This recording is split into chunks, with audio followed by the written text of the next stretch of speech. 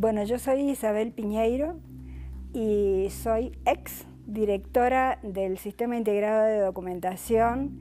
y de la Biblioteca Central de la Universidad Nacional de Cuyo. En realidad el proyecto del sistema se aprobó en el año 2002 y allí comenzó mi función como directora del sistema. El comienzo del proceso fue que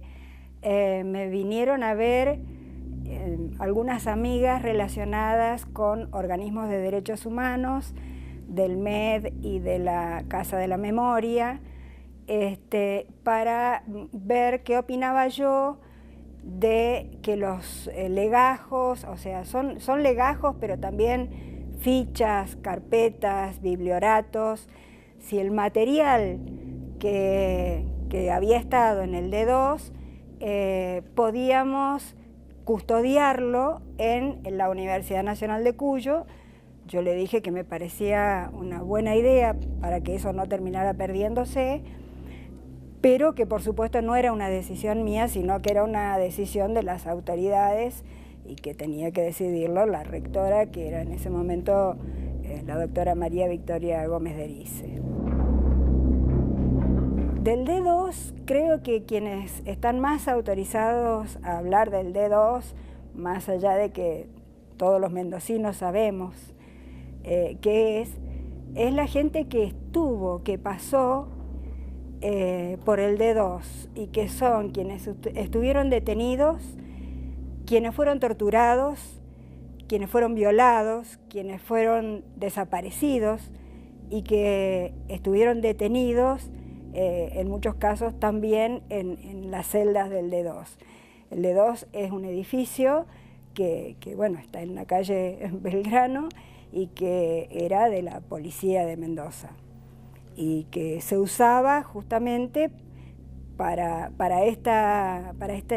función espantosa, que era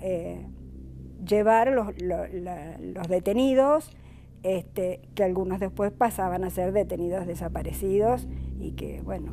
recibían el trato que ellos acostumbraban a darle a los detenidos políticos. En el conjunto de los documentos hay legajos personales, donde consta el seguimiento que hacía la policía de las personas, cuáles eran las actividades que registraban de cada uno, desde a qué partido político pertenecían, a qué reuniones iban, con quiénes se juntaban. Esto en algunos de los legajos que yo he podido hojear.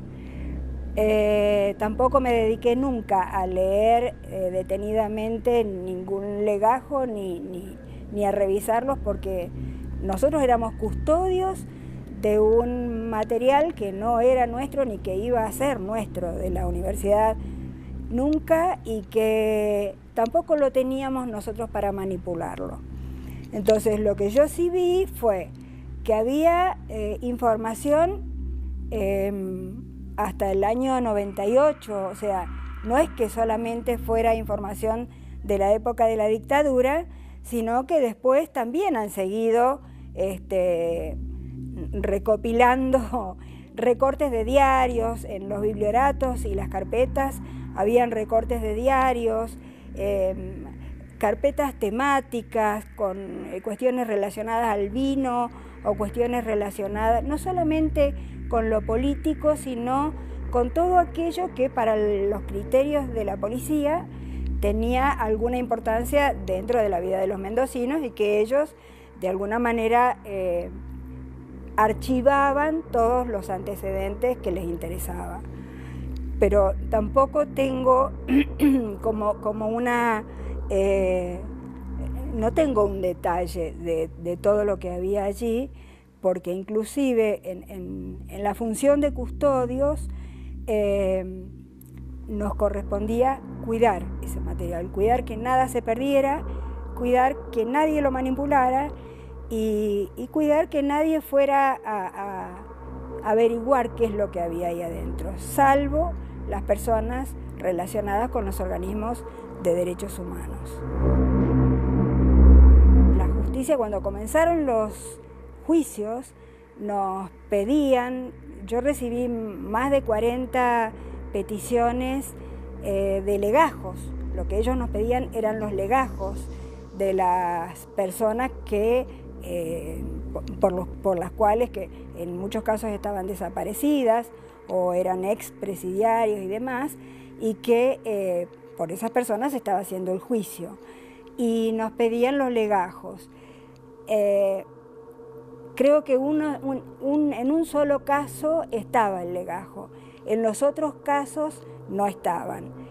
Y acá también quiero traer a colación una parte de la historia de estos documentos del D2, que es que en algún momento se hizo una convocatoria abierta para que la gente que pensaba que estaba su legajo,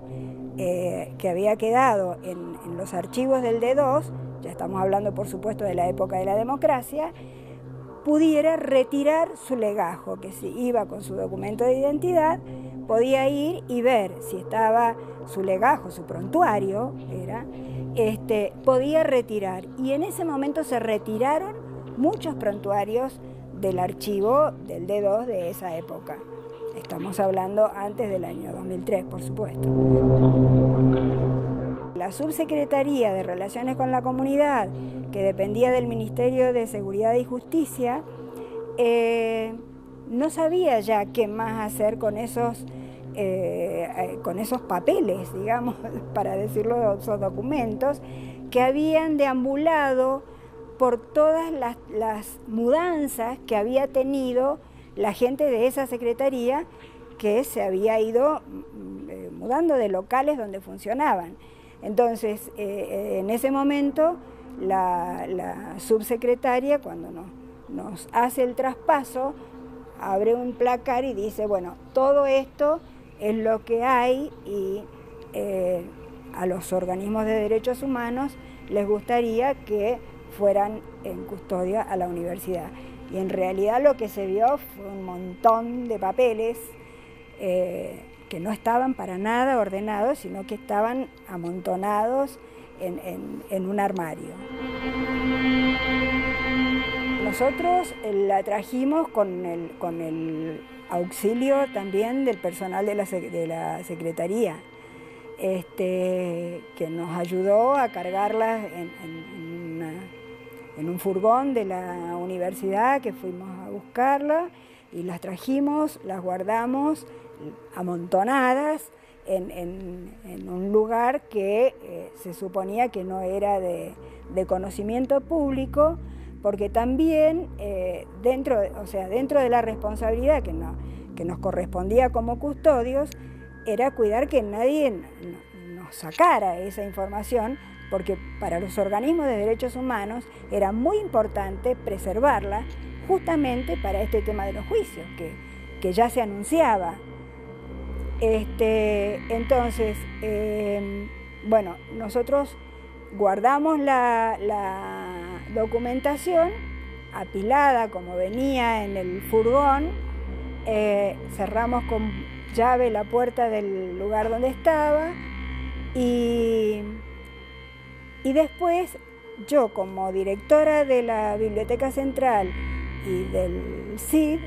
tampoco me podía tomar la atribución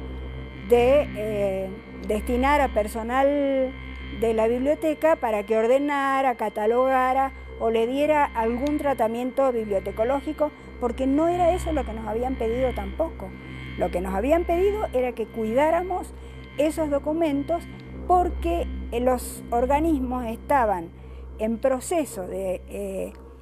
ser reconocida la Casa de la Memoria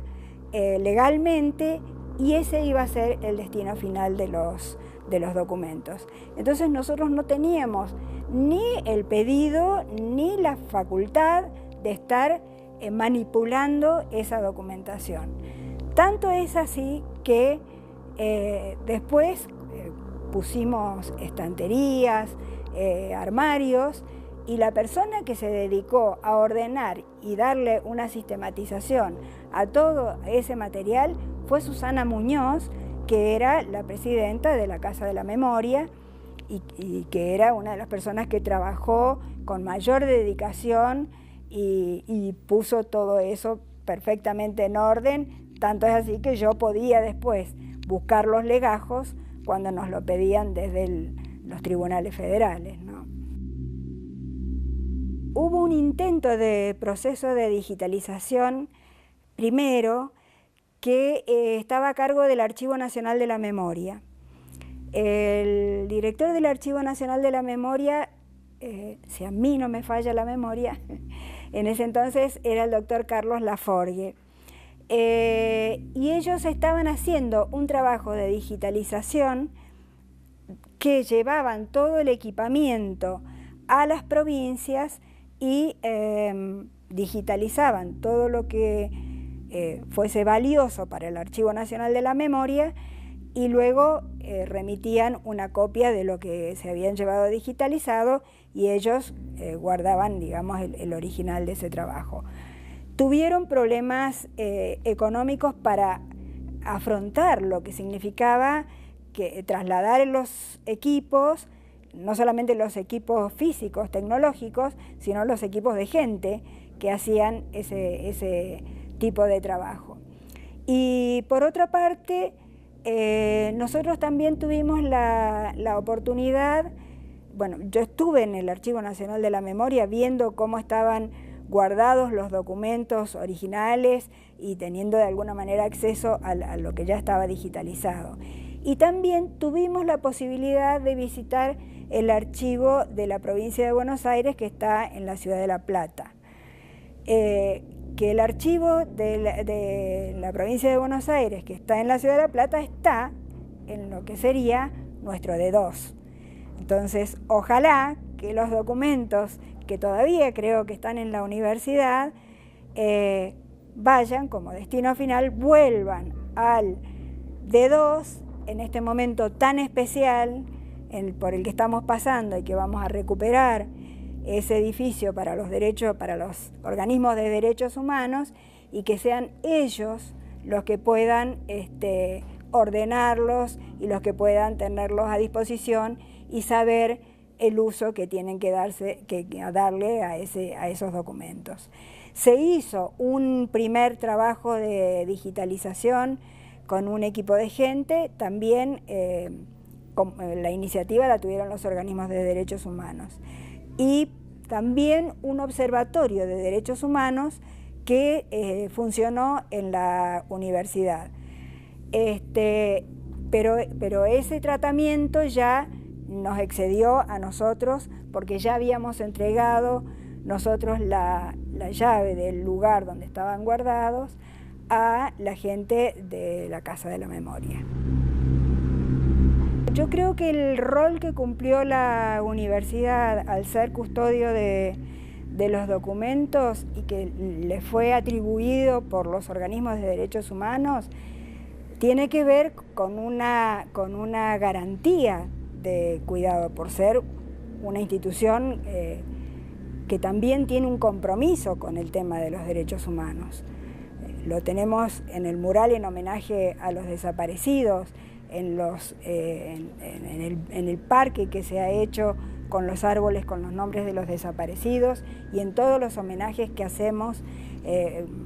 sobre todo para los desaparecidos de nuestra comunidad universitaria, pero siempre en general hacia todos. Yo creo que había personas que estaban interesadas en que esos documentos desaparecieran y por eso para los organismos de derechos humanos era importante que fuera una institución que garantizara que eso no pasara. Y esto de alguna manera yo lo he corroborado en la práctica porque la noticia salió en los medios de que la universidad se hacía cargo de los legajos y documentos del D2 y que la persona responsable de esa custodia era Isabel Piñeiro.